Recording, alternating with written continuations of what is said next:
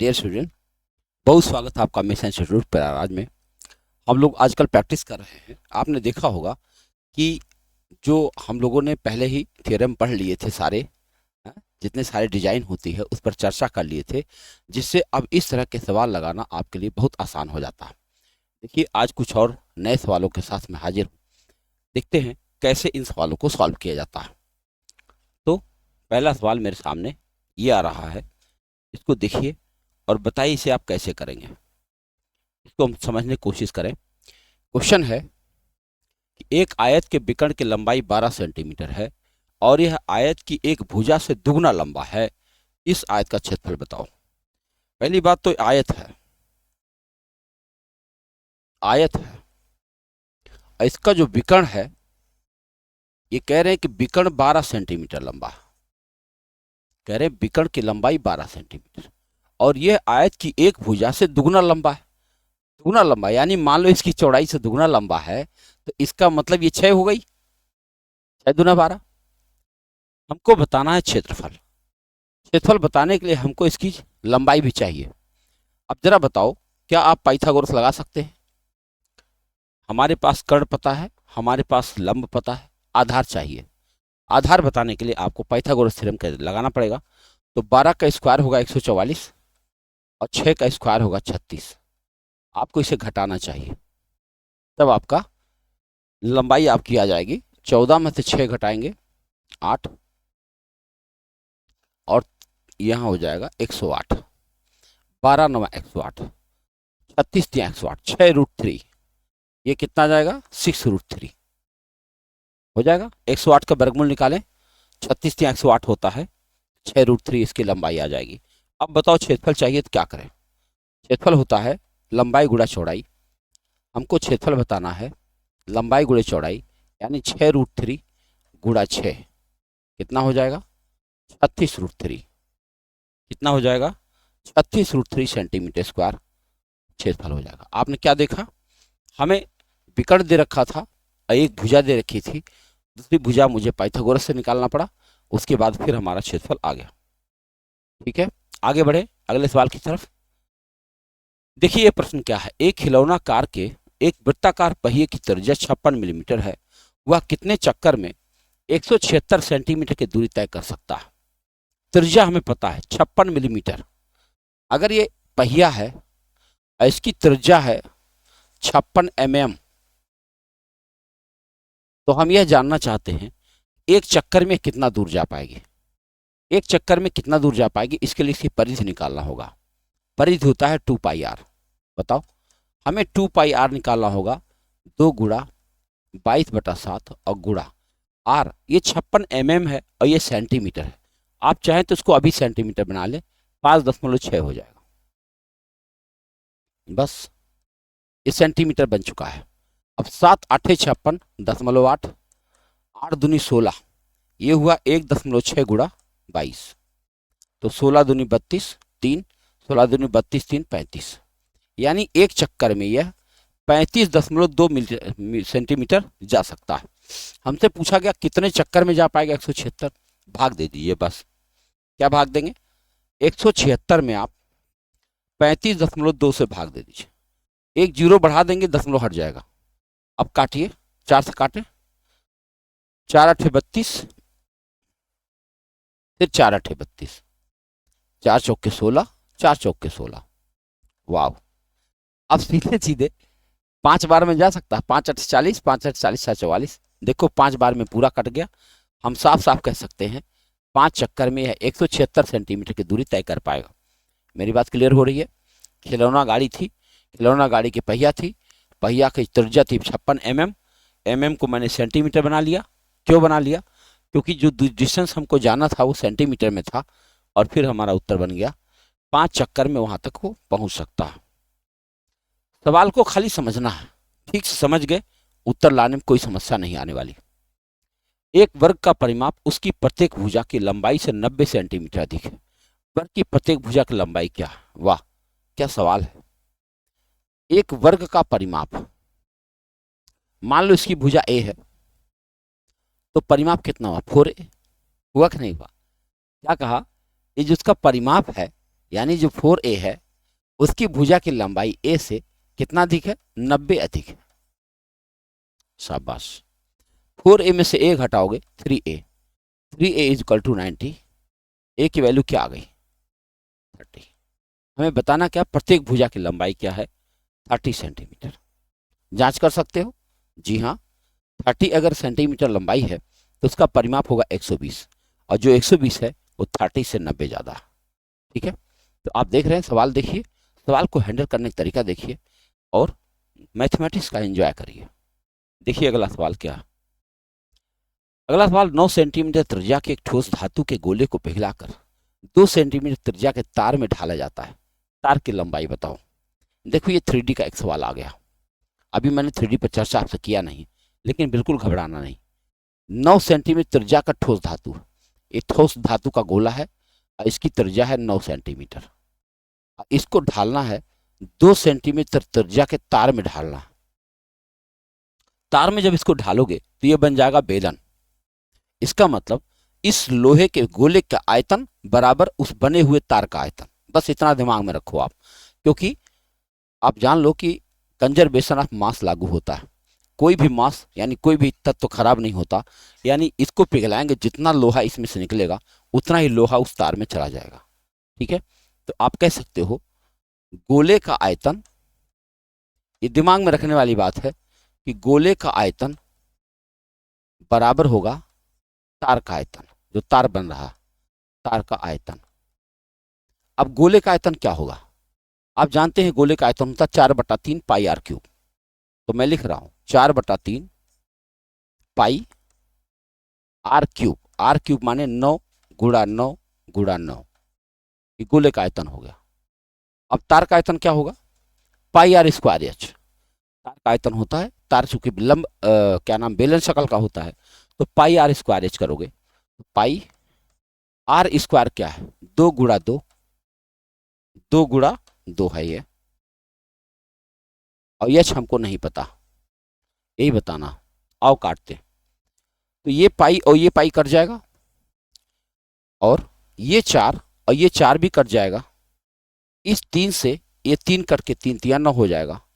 Right side में केवल h बचा हुआ है, और लेफ्ट साइड में 9 9 81 गुणा 3 बचा। 81 गुणा 3 करो, 3 1 के 3, 3 8 24, 243 सेंटीमीटर। कहीं दिख रहा है, ये रहा 243 सेंटीमीटर। अगर 9 सेंटीमीटर धातु के गोले को, त्रिज्या वाले धातु के गोले को पिघला के 2 सेंटीमीटर त्रिज्या वाले एक बेलन की शक्ल में, अर्थात तार की सरिया के शक्ल में बनाया जाए, तो उसकी लंबाई कितनी हो जाएगी, 243 सेंटीमीटर हो जाएगी, जो कि आपका ये सवाल है। मेरे ख्याल से आपको समझ में आया होगा। आइए बढ़ते अगले सवाल की तरफ। एक समलंब की ऊंचाई 68 सेंटीमीटर है और इसकी समांतर भुजाओं का योग 75 सेंटीमीटर। यदि समलंब का क्षेत्रफल एक वर्ग के क्षेत्रफल का 6/17 गुना है, तो वर्ग के विकर्ण की लंबाई बताओ। देखो भाई, सबसे पहले तो हम समलंब का क्षेत्रफल निकालते हैं, क्योंकि समलंब यहां पर है, ये समलंब होगा और ये वर्ग होगा, यही दोनों हैं। समलंब का क्षेत्रफल होता है 1/2 गुणा समांतर भुजाओं का योग 75 और गुणा ऊंचाई 68, ये समलंब का क्षेत्रफल।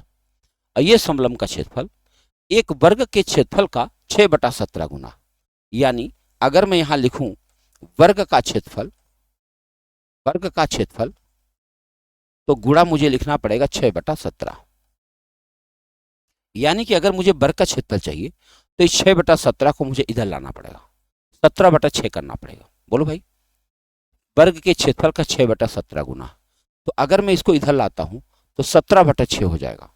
काट जाए, यहां पर लिख दूं, कहां लिख दूं, फिर से एक बार लिख देता हूं 1/2। अब 1/2 ना लिख करके इसको थोड़ा सा छोटा कर ही दें, 2 से आप इसको काट सकते हो, 34 आ जाएगा। ये हो जाएगा 75 गुणा 34 गुणा 17/6, ये हो जाएगा वर्ग का क्षेत्रफल।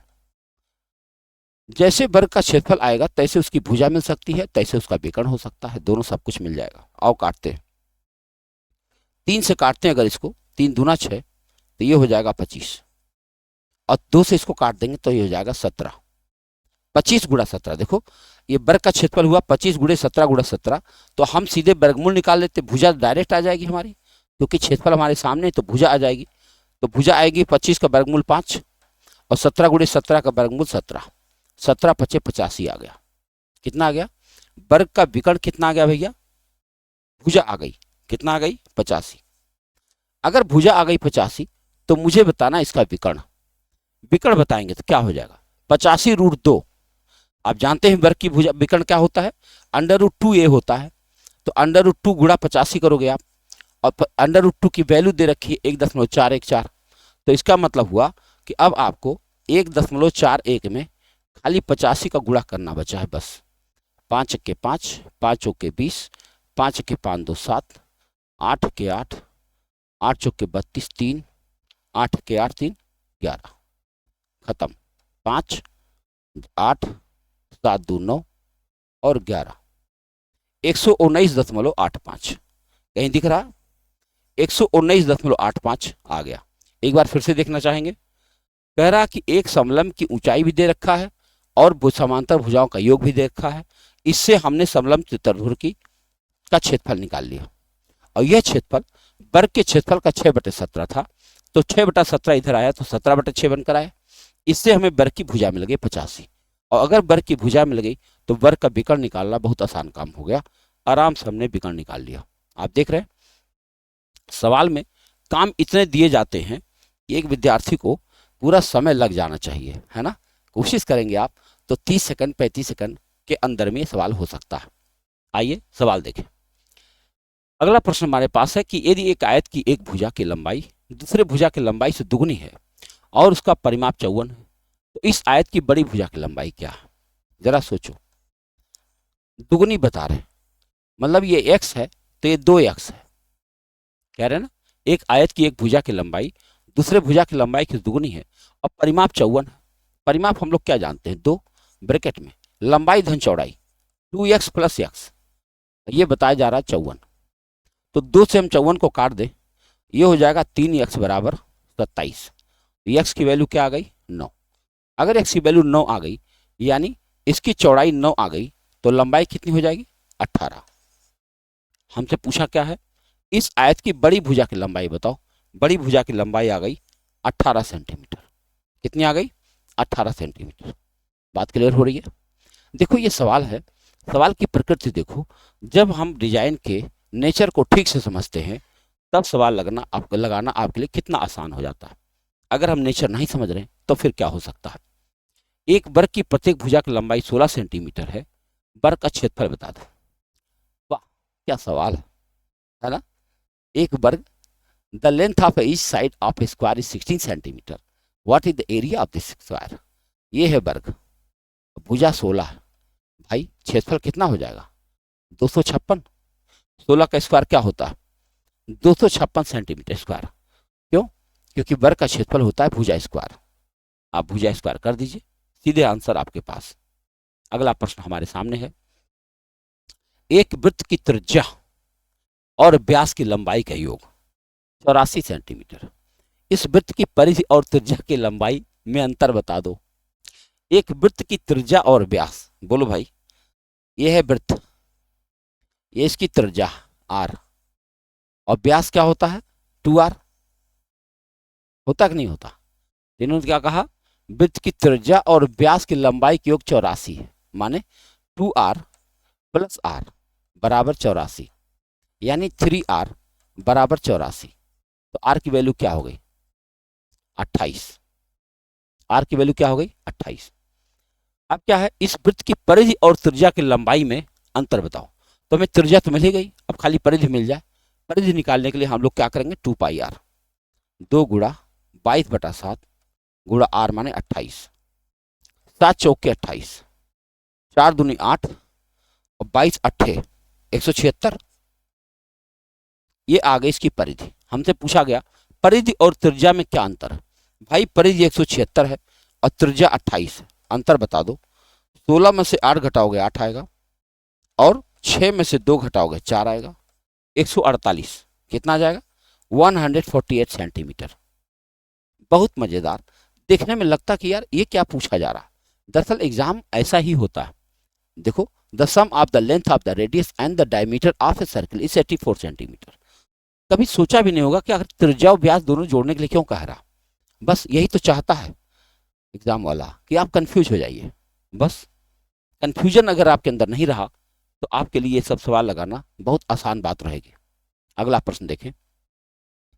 एक समचतुर्भुज का सबसे बड़ा विकर्ण इसके छोटे विकर्ण का 150% है और इसका क्षेत्रफल 432। तो समचतुर्भुज की भुजा में याद कीजिए 150%। मतलब ऐसे सोचो आप, ये छोटा विकर्ण ले लेता हूं, छोटा विकर्ण, ये बड़ा विकर्ण है। तो अगर ये 100 है तो ये 150 है, ये कह रहा। देखो, इसका बड़ा विकर्ण छोटे विकर्ण से 150%। इसका मतलब हुआ अगर इसको मैं अनुपात में ला दूं तो 50 से काट दूंगा 2:3, यानी इसका एक विकर्ण 2x है, इसका एक विकर्ण 3x। और कह रहे क्षेत्रफल है 432। तो समचतुर्भुज की भुजा बता दो। तो भुजा तो हम बाद में देखेंगे, पहले हम लोग x की वैल्यू निकालेंगे। आओ देखा जाए, आजा भाई। ये है समचतुर्भुज, हम लोगों ने इसकी भुजा यानी विकर्ण देख लिया है। आओ देखते हैं। हम लोग क्षेत्रफल का फार्मूला जानते हैं, 1/2 गुणा d1 into d2, half into d1 कितना हुआ 2x और d2 कितना हुआ 3x। इसकी वैल्यू दी गई है 432। हल कर सकते हैं, 2 कट जाएगा। एक्स स्क्वायर की वैल्यू क्या हो जाएगी, 3 से वहां ले जाकर भाग करो, 3 1 के 3, 3 चौके 12, 3 चौके 12। तो एक्स की वैल्यू कितनी हो जाएगी 12, यानी 12 दूनी 24। ये है 24 और ये है 36। अगर ये 24 है तो ये 12 हुआ, ये 36 है तो ये 18 हुआ। ध्यान से समझ रहे, हमसे भुजा पूछा गया। अगर ये विकर्ण 24 है तो इसका आधा विकर्ण 12 हुआ और ये विकर्ण 36 है तो आधा विकर्ण 18 हुआ। अब क्या आपको एक समकोण त्रिभुज दिख रहा है? अब समकोण त्रिभुज दिख रहा है तो हमें इसके भुजा की लंबाई चाहिए। बताओ क्या होगा, 18 स्क्वायर 324, 12 स्क्वायर 144। दोनों को हमें जोड़ना पड़ेगा। जोड़ेंगे तो 4 4 8, 4 2 6 और 3 1 4, तो 68 आ गया। अब 468 का वर्गमूल निकालना होगा जो कि रूट के संदर्भ में आना चाहिए। आओ 468 का, हमें 468 का वर्गमूल लेना पड़ेगा फैक्टराइजेशन मेथड से। काटते हैं 2 से, 2 दूना 4, 2 तिया 6, 2 चौके 8, फिर 2 1 के 2, 2 1 के 2, 2 7 14। अब फिर 9 से हम काट सकते हैं, 13 9 117। तो आप देख रहे हो 2 बाहर आ गया और 3 बाहर आ गया, 2 तिया 6 बाहर आ गया, 6 रूट 13 कहीं दिख रहा है, 6 रूट 13 आपका उत्तर आ गया। इसकी भुजा की लंबाई कितनी आ गई 6 रूट 13। बात क्लियर हो रही है। एक समचतुर्भुज का सबसे छोटा विकर्ण से बड़ा विकर्ण 150% है। मैंने इसको 2:3 में ला दिया। इससे हमें मिल गया एक्स की वैल्यू। एक्स की वैल्यू मिल गई तो दोनों विकर्ण मिल गए, दोनों विकर्ण मिल गए तो उनके आधे भी मिल गए, उनके आधे मिल गए तो मैंने पाइथागोरस थ्योरम भी लगा दिया। और पाइथागोरस थ्योरम निकालने के बाद में फिर हमने वर्गमूल निकाला जो कि आ गया 6 रूट 13। बात क्लियर है, आगे बढ़े। ये देखिए आप कि सवाल बनाते समय क्या ध्यान में रखा जाता है, क्या सोचा जाता है। एक तार 33 सेंटीमीटर भुजा वाले वर्ग के आकार का है। अच्छा, तार है 33 मीटर भुजा के वर्ग के आकार है। इस तार को एक वृत्त बनाने के लिए ढाला जाता है। वृत्त की त्रिज्या क्या हो जाएगी आप बताओ। अगर ये वर्ग है और जिसकी भुजा 33 है तो निश्चित रूप से इसका जो परिमाप होगा वो परिमाप क्या हो जाएगा 33 गुणा 4। अगर आप इसको करते हो 4 3 12, 4 3 12 1 13, 132 सेंटीमीटर। और जो हमारा वृत्त आएगा हमें बताना उसकी त्रिज्या। तो जो वृत्त हमारा बनेगा उस वृत्त का परिधि भी यही आएगा 132, यानी 2πr। जरा देखो 2 गुणा 22/7 गुणा r बराबर होगा 132। जरा काटते हैं इसको तो r की वैल्यू क्या हो जाएगी 132 गुणा 7/22 गुणा 1/2। 22 छक्के 132 होता है ना, और 2 तिया 6 होता, तो 7 तिया क्या हो गया 21। यानी आर की वैल्यू कितनी आ गई 21 सेंटीमीटर। यानी अगर कोई वर्ग है जिसकी भुजा 33 सेंटीमीटर है और उसके तार को मोड़ करके एक सर्किल बनाया जाए तो उस सर्किल की त्रिज्या कितनी हो जाएगी 21 सेंटीमीटर। यही आपका सवाल था। ठीक है, आगे बढ़े। अगला सवाल देखें आप। एक वर्गाकार खेत को 52 मीटर पर सेकंड है पर सेकंड की दर से समतल कराने की लागत 1,30,000 रुपया है। 35 रुपया मीटर की दर से इसकी सीमा पर बाढ़ लगाने का खर्च क्या होगा? अच्छा, 52 रुपया प्रति मीटर स्क्वायर की दर से खर्च है, तो जरा हम इसका क्षेत्रफल निकाल सकते हैं। बताओ कैसा है? वर्गाकार खेत है। अगर ये वर्गाकार खेत है तो हम इसका क्षेत्रफल निकाल सकते हैं। कैसे? एक वर्ग मीटर को समतल कराने का खर्चा 52 रुपया है और इस तरह से हमारा खर्चा हुआ 1,30,000। अगर हम 1,30,000 में 52 से भाग दे दें तो हमें पता चल जाएगा कितने वर्ग मीटर की एरिया। चलो 13 चौक के 52, 13 एक्के में 13 और 4 से काट देंगे तो ये हो जाएगा 2500। इसके हो गई एरिया 2500। अगर 2500 एरिया हो गई तो निश्चित रूप से इसकी भुजा हो गई 50। बताओ 2500 का वर्गमूल क्या होगा? 50। इसकी एक भुजा मिल गई 50। मुझे तार लगाना है। तार कितना बड़ा चाहिए? 50 गुणा 4 चाहिए, क्योंकि 4 भुजाएं होती हैं। 200 मीटर का तार हमको खरीदना पड़ेगा। 1 मीटर तार मिलता हमारा 35 रुपए का। अगर 1 मीटर तार हमारा 35 रुपए का मिलता है तो बताओ 35 से गुणा करो, 35 दूना 70 और डबल जीरो और 7,000 रुपया खर्चा करिए। और 7,000 रुपया जैसे आपने खर्चा किया, इसके किनारे किनारे तार लग चुका रहेगा। क्या शानदार खेत बन के तैयार होगा आपका। हमने क्या किया? पहले 1,30,000 में 52 से भाग दिया तो हमें खेत का एरिया मिल गया और उस एरिया से मुझे भुजा मिल गई, भुजा से मुझे परिमाप मिल गया और परिमाप के बाद हमने 35 से गुणा किया। यही सारे काम हुए। आइए बढ़ते हैं अगले सवाल की तरफ, देखें क्या पूछा गया। अगला प्रश्न आपके सामने है। एक वृत्ताकार पार्क की त्रिज्या 23 मीटर, इसके अंदर चारों ओर 4 मीटर चौड़ा रास्ता है। 500 रुपये प्रति वर्ग मीटर की दर से पथ को पक्का कराने का खर्चा बताओ। भाई एक वृत्ताकार पार्क की त्रिज्या 23 मीटर, ये है वृत्ताकार पार्क और इसकी त्रिज्या है 23 मीटर।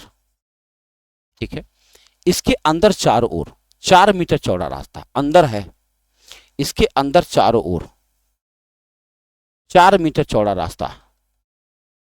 तो अगर 4 मीटर चौड़ा रास्ता है तो 23 में से 4 पहले घटाया जाए, कितना हो जाएगा? 19। छोटी वाली त्रिज्या कितनी हो जाएगी? 19। ठीक है, 500 रुपये प्रति वर्ग मीटर, इस पथ को पक्का कराने का खर्चा क्या होगा? तो पहले इसका मुझे क्षेत्रफल चाहिए।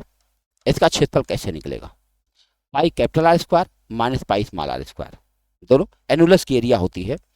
पाई capital R square minus pi small R square, ये करोगे आप तो मुझे मिल जाएगा इस रास्ते का क्षेत्रफल और उस रास्ते को फिर मुझे गुणा करना पड़ेगा 500। आओ चेक करा जाए। तो इसमें से अगर हम पाई कॉमन ले लेते हैं तो ये बचेगा capital R square minus small R square. इसको जबकि हम लिख सकते हैं पाई, एक ब्रैकेट में capital R plus small R, एक ब्रैकेट में capital R minus small are.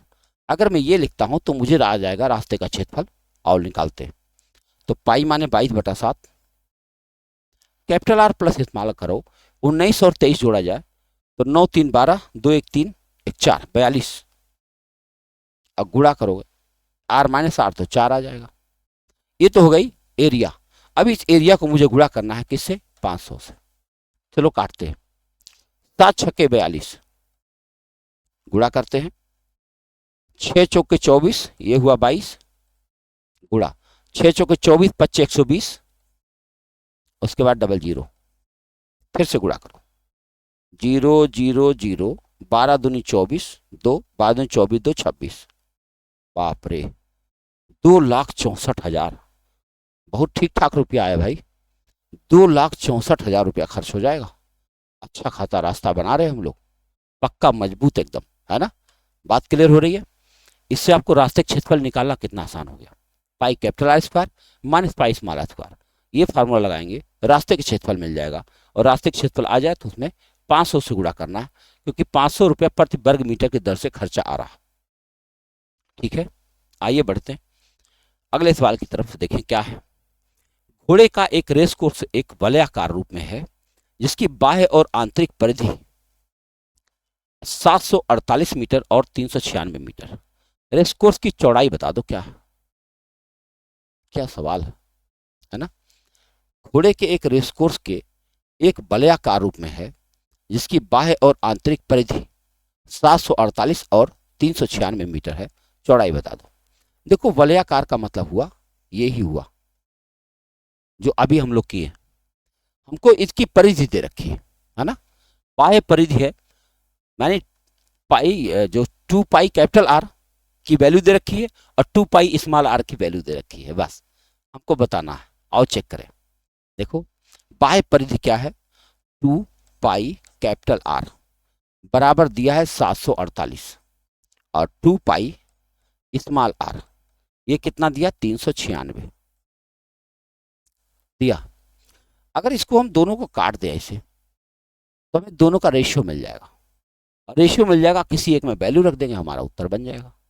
आओ काटते, 2 पाई तो ऐसे ही कट जाएगा, यहाँ इसको छोटा करें तो किससे कट रहा, चलो पहले 4 से काटते, 4 एक के 4, 3 34, 4 8 32 और 4 7 28, 4 एक के 4, ठीक है, 34 4 8 32 4 इसको 4 से काटते तो 4 9 36 और फिर 4 9 36, अभी 11 से कट रहा होगा, 11 के 11, 11 7 77 और 11 9 99, 17 9 का रेशियो आ रहा है ना, कितना आया, 17 और 9 का रेशियो आया।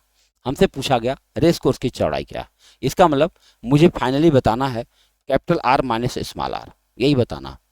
तो हमें इन दोनों का रेशियो मिल गया 17:9, किसी में वैल्यू में रख दीजिए और रखते हैं। अगर 17:9 हमारे सामने आ रहा है तो हम क्या कर सकते हैं, दोनों का रेशियो आ गया तो देखो ऐसे आया है ना, कैपिटल आर बटा स्मॉल आर बराबर आ रहा है 17/9। तो अच्छा बताओ कैपिटल आर की वैल्यू क्या हो गई, कैपिटल आर की वैल्यू हो गई 17 स्मॉल आर बटा 9 हो गई, और 17 स्मॉल आर बटा 9 की वैल्यू अगर हम यहाँ रखते हैं तो हमारे पास क्या हो जाएगी, स्मॉल आर की वैल्यू मिल जाएगी खटाक से, और स्मॉल आर की वैल्यू मिल जाएगी तो कैपिटल आर की वैल्यू मिल जाएगी, एक की मिल गई दूसरी अपने आप मिल जाएगी। चलो इसी पहले वाले में रख देते हैं, तो 2 गुणा 22/7 गुणा कैपिटल आर की जगह मैं लिख रहा हूँ 17 स्मॉल आर बटा 9 बराबर है 748, काटा जाए, आर की वैल्यू क्या हो जाएगी, स्मॉल आर की वैल्यू हो जाएगी 748 गुणा 9 गुणा 7 अपान 2 गुणा 22 गुणा 17, यही काटना है।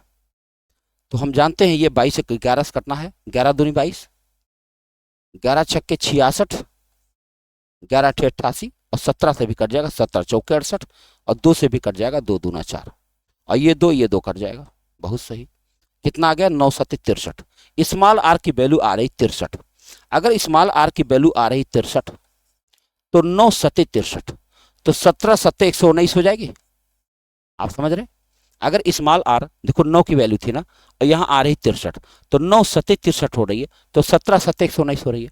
अब इन दोनों का अंतर खाली पूछा गया है, 9 में से 3 घटाओगे 6 और 11 में से 6 घटाओगे तो कितना आ जाएगा 5, 11 में से 6 घटाओगे 5, 56 मीटर, कहीं दिख रहा, ये रहा। बहुत अच्छा सवाल है, इसको एक बार दोबारा देख लीजिए। सवाल था कि वलयाकार है ये, यहीं पर घोड़े दौड़ते हैं, तो बाह्य परिधि दिया 748 और अंतर परिधि दे रखा 396, हमको बताना था चौड़ाई क्या है। मैंने क्या किया, इन दोनों का रेशियो निकाल लिया, रेशियो निकालने के बाद हमने इसमें से एक वैल्यू निकाली आर की और एक वैल्यू में रख दी, उससे मुझे स्मॉल आर की वैल्यू पता चल गई, और जैसे स्मॉल आर की वैल्यू पता चली, क्योंकि मुझे अनुपात ऑलरेडी ज्ञात था, उससे मुझे कैपिटल आर भी मिल गया और दोनों का डिफरेंस मैंने कर लिया, 56 मीटर आ गया। ये हो गया रास्ते की चौड़ाई। घोड़े दौड़ रहे हैं यहाँ पे, 56 मीटर चौड़ी जगह है जहाँ पे घोड़े दौड़ रहे हैं, है ना, आराम से फुर्सत से दौड़ेंगे घोड़े। दो संकेंद्रित वृत्तों के क्षेत्रफलों के बीच का अंतर 88 है। यह यदि आंतरिक वृत्त की त्रिज्या 6 है तो बड़े वृत्त का क्षेत्रफल बता दो कितना होगा, निकटतम बताना। ये छोटा वृत्त है, ये बड़ा वृत्त है, छोटे वृत्त की त्रिज्या 6 है, बड़े वृत्त की त्रिज्या हमको नहीं पता, बस खाली ये बता रहे हैं कि दोनों क्षेत्रफलों के बीच का अंतर 88 है। बड़े वाले को हम कैपिटल आर मान लेते हैं, बड़े वाली त्रिज्या कैपिटल आर।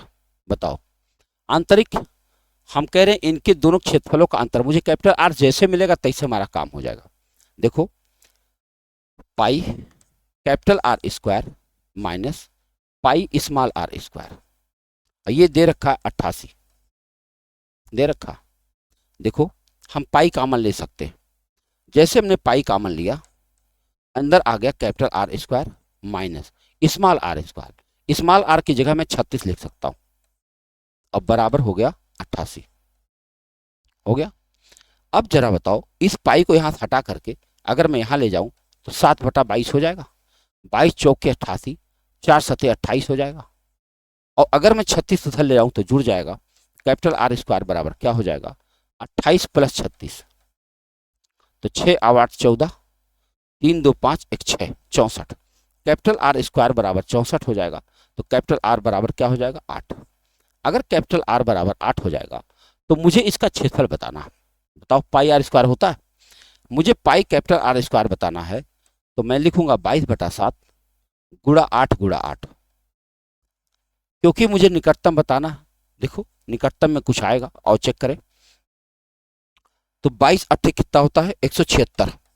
176 गुणा 8 करेंगे, 8 × 6 = 48, 4 7 8 136 और 4 140/6 7। काटो, 7 दूनी 14, 0 और 7 × 1 = 7, 201 के पास आ जाएगा। कितना आ जाएगा, 201। 201 दशमलव समथिंग होगा, लेकिन दशमलव हमें लेना ही नहीं है, हमसे निकटतम पूछा गया था। तो निकटतम हमारा उत्तर आ गया 201। आप समझ पाए, दोनों के क्षेत्रफलों का अंतर दे रखा था। एक त्रिज्या भी दे रखी थी, हमें इससे बड़ी वाली त्रिज्या मिल गई, और बड़ी वाली त्रिज्या जैसे मिली तैसे हमने उसका क्षेत्रफल निकाल लिया। देखें आगे बढ़ते अगले सवाल की तरफ। अगला प्रश्न आपके पास है, दो समान बेलनाकार जगों की ऊंचाई 5 और 8 सेंटीमीटर है। यदि छोटे जग की क्षमता 64 सेंटीमीटर है तो बड़े जग की क्षमता सेंटीमीटर क्यूब के दशमलव के बाद 2 अंकों तक बता दो क्या है। दो समान बेलनाकार जग, ये देखो बेलनाकार जग, हालांकि 3D का सवाल है ये, ऊंचाई इसकी अलग अलग है बस, यानी त्रिज्या इनकी सेम है, ऊंचाई खाली अलग अलग। इसकी ऊंचाई 5 है, इसकी ऊंचाई 8। देखो, two similar cylinder jugs have height 5 cm, 8 cm respectively. If the capacity of the smaller jug is 64, what is the capacity of the big jug? ना बड़े जग की क्षमता बताना। तो आप जानते हो इसका क्षेत्रफल होता है pi r square h, pi r square h, है ना, ये क्षेत्रफल होता है। और एच की जगह आप 5 लिखोगे, तो हम एच यहाँ हटा देते हैं, इसकी जगह लिख देते हैं पाई आर स्क्वायर गुणा 5 बराबर 64 दिया हुआ है ना। तो हमें क्या मिल गया, पाई आर स्क्वायर की वैल्यू मिल गई, क्या 64/5 मिल गया कि नहीं मिल गई। अगर हम इसका क्षेत्रफल निकालने, आयतन निकालने की कोशिश करें बड़े जग का, तो इसका क्षेत्रफल होगा पाई आर स्क्वायर और गुणा एच, एच की जगह मुझे 8 लिखना, यही मुझे ज्ञात करना। जबकि पाई आर स्क्वायर की वैल्यू हमारे पास 64/5 आ चुकी है। अगर 64/5 इसकी जगह मैं 64/5 लिख देता हूं और गुणा 8 करूंगा, क्या उत्तर बनने जा रहा, दशमलव के 2 अंक तक जाना। 8 चौके 32, 3 8 छक्के 48 और 3 51/5।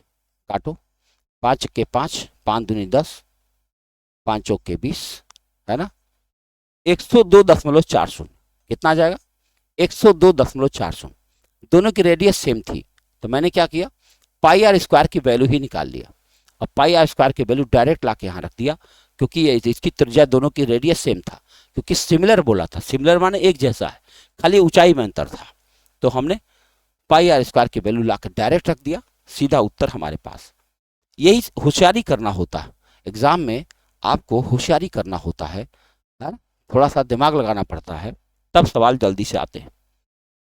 लिखा एक समलंब का क्षेत्रफल 330 है, जिसकी समांतर भुजाएं 25 और 19 है, भुजाओं के बीच की दूरी बताओ।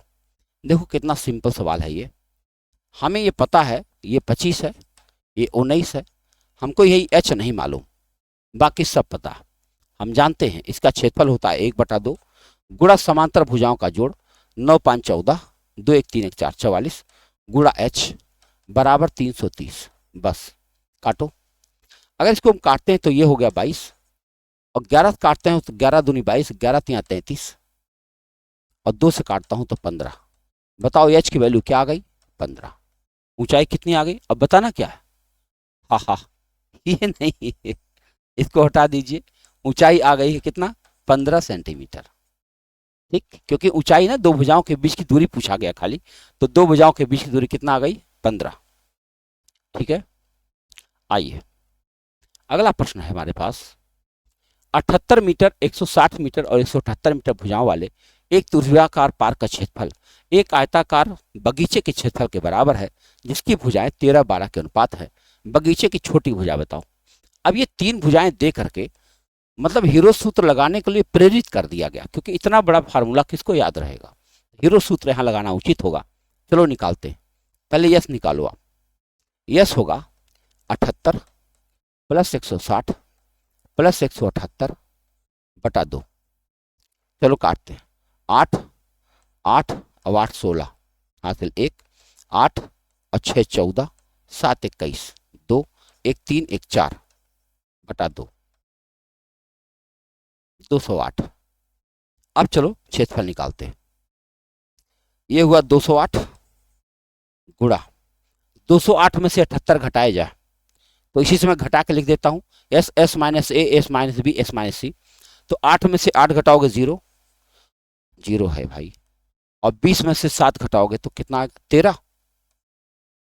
ठीक है, 208 में से 160 घटाओ तो 8 में से 0 घटाओगे 8 आएगा, और 20 में से 16 घटाओगे 4 आएगा।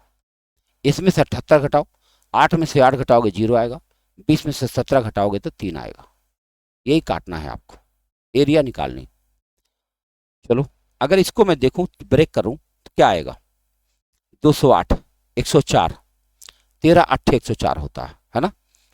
कितना हो जाएगा ये 13 गुणा 8 13 8 104 गुणा 2 130 है भाई। 130 को क्या कह सकते हो आप, 13 5 65 है, 13 गुणे 5 65 गुणा 2 48 है। 8 गुणा 6 कर दो आप, और 30 है तो 6 गुणा 5 कर दो। क्या कर दो 6 गुणा 5। ये तरीका है भाई। जब भी कभी आपको इतना बड़ा संख्या आ जाए वर्गमूल निकालने के लिए, कोशिश मत करो कि आप इसको गुणा करके वर्गमूल निकालोगे, थक जाओगे। तो क्या करो 13 13 हट गया, यहाँ आ गया। ये 8 यहाँ से आ गया, 8 आ गया। ये 2 और 2 यहाँ से हटा कर लिख सकते हो आप।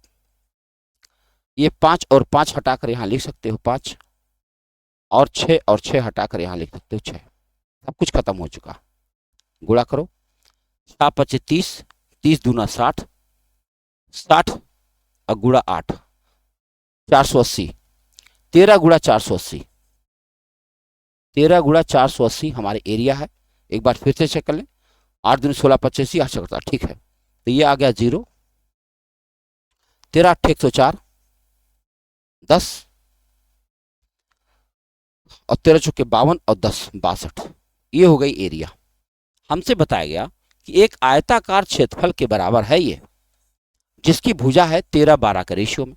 ये 13x है, ये 12x है। बताओ भाई, अगर इसी के एरिया के बराबर है तो मैं लिख सकता हूं 13x गुणे 12x। ध्यान से देखो आप, क्योंकि कह रहा है इस पार्क का क्षेत्रफल आयताकार बगीचे के क्षेत्रफल के बराबर। इसका क्षेत्रफल हम लोग निकाल चुके हैं, तो मैं लिख सकता हूं 13x गुणा 12x बराबर हो जाएगा 62 40। 62 40 मैं यहीं पे काट सकता हूं। 13 से काटो, 13 चौके 52 और 13 8 104, और इस 12 से काट सकता हूं 12, 12 चौके 48 40। एक्स स्क्वायर बराबर आ गया 40 है। एक्स स्क्वायर बराबर क्या आ गया 40। तो एक्स की वैल्यू क्या हो जाएगी, एक्स की वैल्यू क्या हो जाएगी 4 धाम 40 है ना, 2√10। ओके, एक्स की वैल्यू 2√10। हमसे पूछा क्या, छोटी भुजा बता दो। छोटी भुजा है 12x, एक एक्स की वैल्यू है 2√10, तो 12 दूनी 24√10। ये आपका उत्तर आ जाएगा। बढ़िया सवाल है, खूब बढ़िया कैलकुलेशन करने का मौका। इतना बढ़िया जब कैलकुलेशन आप करोगे ना तो एकदम पेट भर जाएगा, हाँ, जैसे मन भर के सवाल लगाने जैसी बात आएगी और दिल खुश हो जाएगा, है ना। आओ बढ़ते हैं अगले सवाल की तरफ। अगला प्रश्न आपके सामने है। यदि एक आयत की लंबाई में 40 मिनट वृद्धि की जाए तो उसी के क्षेत्र पर बनाए रखने के लिए उसकी चौड़ाई कितना प्रतिशत कम करें। देखो ये परसेंटेज सवाल होता है, बहुत शानदार सवाल है। जैसे कोई चीज 100 है, ये बढ़ करके 140 हो गई, है ना। अब करें इसको बढ़ना नहीं चाहिए, वापस आओ तो कितना कम कर दे, 40 कम करो। किस में से, 140 में से, गुणा 100। यही काट दीजिए, आपका उत्तर आ जाएगा 20 दूनी 40, 20 7 140, 200/7 और 200/7 काटोगे, 7 दूनी 14, 6, 7 8 56, 4/7, 28 सही 4/7% कहीं है। ये रहा उत्तर, देखा आपने। तो परसेंटेज का ये छोटा सवाल था। आइए अगले सवाल पर चर्चा करें। एक वर्ग की भुजा 40 पर बढ़ाई जाती है, उसके क्षेत्रफल में कितना % वृद्धि हो जाएगा। देखो, अगर वर्ग की भुजा बढ़ाओगे तो दूसरी भुजा अपने आप बढ़ जाएगी। तो आपको क्या करना चाहिए, कोई चीज 100 है, 2 बार 140/100, 140/100, 2 बार करो आप, ठीक है, क्योंकि 2 भुजाएं हैं। डबल जीरो यहां से कैंसिल, डबल जीरो यहां से कैंसिल, हो गया 196, यानी 100 तो था ही हमारे पास, 96% वृद्धि हो गई। और क्या, देखा आपने। आप चाहें तो x + y + xy/100 भी कर सकते हैं। 40 + 40 + 40 × 40 × बटा 100 करोगे तब भी आपका उत्तर बन जाएगा 96। आइए आज का आखिरी प्रश्न आपके सामने है। एक आयत की लंबाई में 40% वृद्धि की जाती है, तो उसी क्षेत्र बनाए रखने के लिए सेम क्वेश्चन। कितना आया था अभी 28 सही, ये वाला आया था कि नहीं आया था। 40% वृद्धि कर दिया गया था, कोई चीज 100 था और 140 हो गया था, वापस आया तो 40 कम करना पड़ेगा 140 में से, गुणा 100, 20 दूना 40, 20 सत्ते 140, 200/7, 7 दूनी 14, 7 8 56, 4/7, कितना आ जाएगा 28 सही 28.56%। तो आपने देखा विद्यार्थी, परसेंटेज तो बहुत छोटा चैप्टर है इसके मामले में। मेंसुरेशन एक शानदार चैप्टर है। हम आपके पास 2D डायग्राम्स के बारे में बहुत कुछ बता चुके। अगर ये सारा सब कुछ आपने देख लिया, मैं यकीन के साथ कह सकता हूं कि आप कोई भी सवाल हल करने में समर्थ होंगे। ठीक है, मिलते हैं अगले वीडियो में। बहुत बहुत धन्यवाद, थैंक यू।